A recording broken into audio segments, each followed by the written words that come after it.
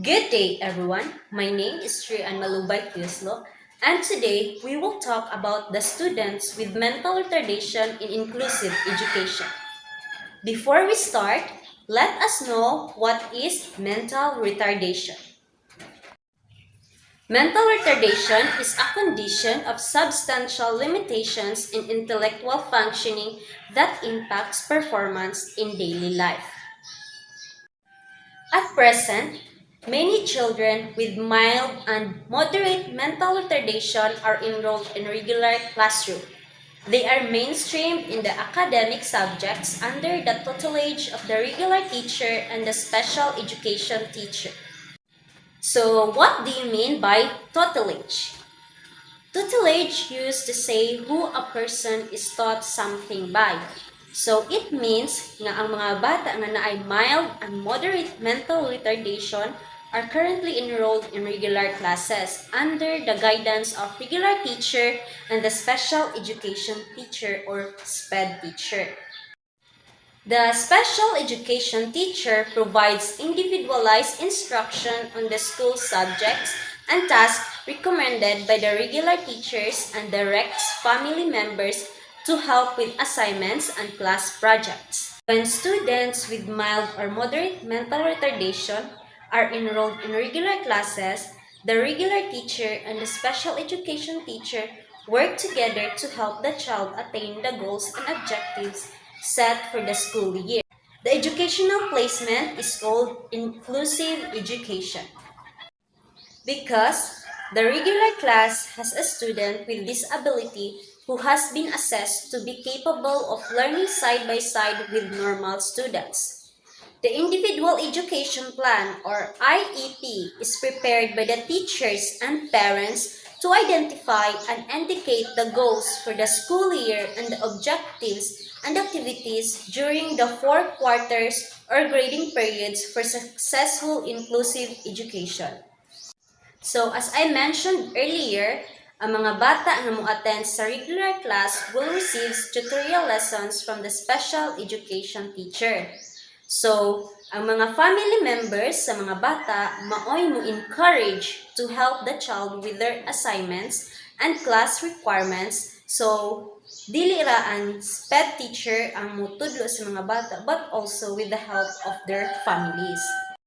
Mainstreaming activities for children with the more severe forms of mental retardation are more selective.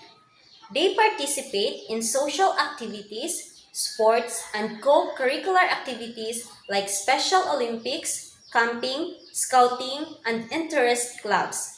Often, the goals for students who need more extensive supports are more social and behavioral than academic in nature. The activities center on peer interaction, improving social skills, and helping non-disabled students become more comfortable when interacting with persons with disabilities. So, ang buot ipasabot, mas gipili nga paapilon sa social activities ang mga bata that has more severe forms of mental retardation. Kasagaran, ang mga tumong alang sa mga estudyante nga nagkinahanglan og mas lapad nga suporta, mas social ug pamantasan kaysa akademiko sa nakinaiya.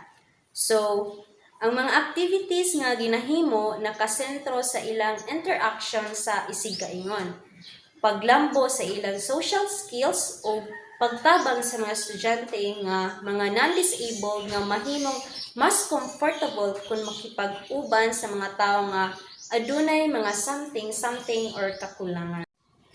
To teachers faced with the challenge of providing an optimal educational experience for those with mental retardation, the justification for the students' presence in their classroom is all of little consequence. Rather, their concerns focus on the practical matter of how best to teach them. Fortunately, there is a growing body of knowledge regarding appropriate technique for teaching students with disabilities in regular classroom settings. Here are some suggestions for the special education teachers and the regular teachers in whose classes students with mental retardation are mainstreamed. Together, study the student's IEP or individual educational plan and agree on the teacher's rules and responsibilities to make inclusive education and mainstreaming work. Set regular meetings with each other, with the students or their families to assess how effective the program is going and what else needs to be done. Encourage the acceptance of the classmates by setting an example and giving the students the chance to show that he or she is more like the others than different. Use instructional procedures that will be of benefit to the student, such as demonstrating the more complex and difficult tasks and providing multiple opportunities for practice. When teaching abstract concepts, provide multiple concrete examples. Supplement verbal instructions with demonstrations whenever possible. Assign a peer tutor to assess the student during independent activities. Vary the task in drills and practice activities. Encourage the use of computer-based tutorials and other appropriate computer-based materials. In class lecture, utilize the lecture pause technique. Have a volunteer tape record reading assignments and the student is unable to read. Use cooperative learning strategies involving heterogeneous groups of students. Use cooperative learning strategies involving flexible learning objectives to accommodate the needs of students with diverse abilities. Pair students with mental retardation as they participate in class activities. Regardless of a person's level of functioning, transition services will be an important part of his or her special education program, particularly at the high school level.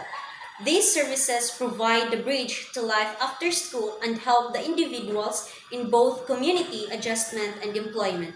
Typically staffed by full-time transition specialists, these programs not only provide vocational training but also focus on issues such as job responsibility, social interaction, and home and community living skills.